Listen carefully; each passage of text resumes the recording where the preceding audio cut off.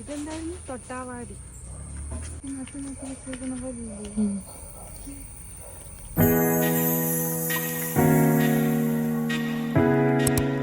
ഹേ ഒരുവൺ, ഇന്നത്തെ വീഡിയോയിൽ കർക്കിടകക്കഞ്ഞി അഥവാ ഔഷധക്കഞ്ഞി ഉണ്ടാക്കുന്ന വിധം കാണിച്ചു തരാം. അതിന് കുറച്ച് ഔഷധ സസ്യങ്ങളൊക്കെ ആവശ്യമാണല്ലോ. അപ്പോൾ അത് പറിക്കാൻ വേണ്ടിയിട്ട് ഞാനും കീർത്തനയും കൂടെ ഒന്ന് പുറത്തോട്ട് ഇറങ്ങി.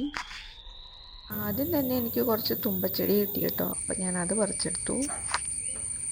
പിന്നെ അവിടെ തന്നെ നമുക്ക് പനിക്കൂർക്കയാണോ ചുമക്കൂർക്കയാണോ ഇതെന്ന് എനിക്കറിയില്ല. അപ്പോൾ ഞാൻ അതും പറിച്ചെടുത്തു. പിന്നെ അവിടെ കുറച്ച് തുളസി ഉണ്ടായിരുന്നു, അതും പറിച്ചു. പിന്നെ ഇതിപ്പോൾ കിഴാർനെല്ലി കിട്ടിയിട്ടുണ്ട്. പിന്നെ ശംഖുപുഷ്പത്തിൻ്റെ തൈ കണ്ടപ്പോൾ എന്തായി ഞാൻ പറിച്ചെടുത്തു. തൊട്ടാവാടി ഈ പറിക്കുന്ന കുറുന്തോട്ടിയാണ് കേട്ടോ. ഇതാണ് കയ്യോന്നി, ഇതൊരു ഔഷധ ചെടിയാണ്. ഇത് പൂവാങ്കുറിഞ്ഞില. നമ്മളിതൊക്കെ പറിക്കുന്ന കണ്ടപ്പോൾ അവിടെ ഒരു ചേച്ചി പറഞ്ഞു തന്നാ. പിന്നെ ആ ചേച്ചി നമുക്ക് കുറച്ച് മുക്കുറ്റി ഇതൊക്കെ പറിച്ചു തന്നു. ഔഷധ ചെടി എല്ലാം ഒന്നും കിട്ടിയില്ല, കിട്ടിയതൊക്കെ പറിച്ചുകൊണ്ട് വന്നു. അതൊന്ന് കഴുകി എടുത്തു. പിന്നെ ഇനി അതൊന്ന് ഇടിച്ച് പിഴിഞ്ഞെടുക്കണം. കഞ്ഞിയുടെ ഇൻഗ്രീഡിയൻസ് എല്ലാം ഞാൻ ഡിസ്ക്രിപ്ഷനിൽ കൊടുത്തേക്കാവേ. ഇത് ഔഷധ കഞ്ഞി ഉണ്ടാക്കാനുള്ള അരിയാണ്. ഇത് കുതിർക്കാൻ വേണ്ടി വെച്ചിട്ടുണ്ട്. പിന്നെ അതുപോലെ തന്നെ ഉലുവയും എടുത്തിട്ടുണ്ട്, അതും ഒന്ന് കുതിരാൻ വേണ്ടിയിട്ട് വെക്കണം. പിന്നെ കുറച്ച് തേങ്ങ എടുത്തിട്ടുണ്ട്, അത് അരച്ചെടുക്കണം. ഇനി കുതിർക്കാൻ വെച്ച അരിയും ഉലുവയും കൂടെ ഒന്ന് വിസിലടുപ്പിച്ചെടുക്കാം കേട്ടോ.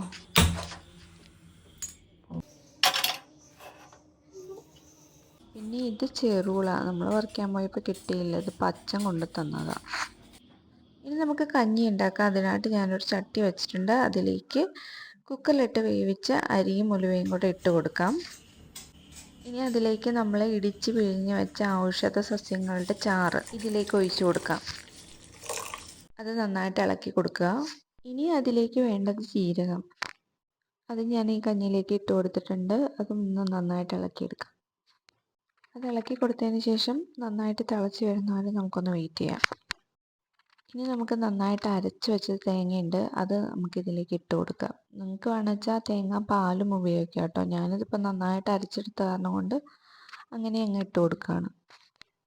ഇതിപ്പോൾ നന്നായിട്ട് തിളച്ച് അത്യാവശ്യം കുറുകിയിട്ടൊക്കെ ഉണ്ട്. ഇനി മധുരം വേണ്ടാത്തവർക്ക് വേണ്ടിയിട്ട് കുറച്ച് മാറ്റി വെക്കാം.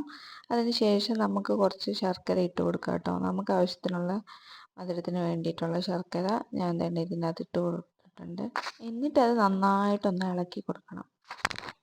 ഒരുപാട് ഗുണങ്ങൾ കിട്ടുന്ന ഒരു ഔഷധക്കഞ്ഞിയാണിത്. അപ്പോൾ എല്ലാവരും കർക്കിടക മാസം തീരുന്നതിന് മുന്നേ തന്നെ ഇതൊന്ന് ട്രൈ ചെയ്ത് നോക്കൂ കേട്ടോ. നമ്മുടെ കഞ്ഞി റെഡിയായി. ഇനിയിപ്പോൾ ഞാൻ പോയി കഴിക്കട്ടെ.